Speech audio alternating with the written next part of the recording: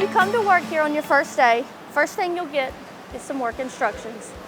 Myself or somebody working on the truck will walk you through everything step by step from the ground up.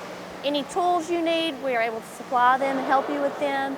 Anything, any questions you might have, we have supervisors walking around all day, every day. If you don't know anything, if I don't know anything, we'll find somebody who does. The work instructions, whenever you come in, will help you from the frame up.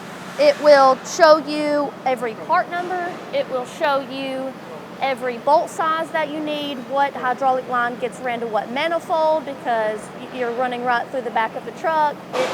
It'll show you what size socket you need, everything to make your life a lot easier. The basic skills you need to build a truck in here are nothing to do with heavy lifting. You just need to be able to follow instructions, have a good work ethic, and work well with others. There's no reason to be intimidated whenever you come in here, male or female, because everything that you need to know and everything that you need to build any truck in here, you'll have these and you'll have someone teaching you step by step.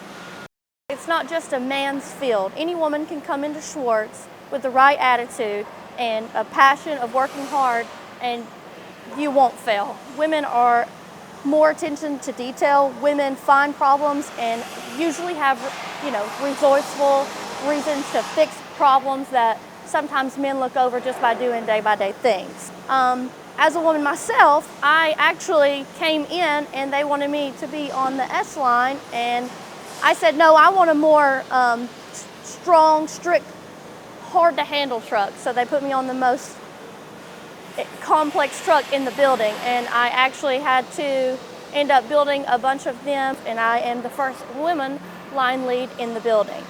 So if you're a woman and you have questions or you just need to be educated, just ask another woman in the plant and we will be happy to help you.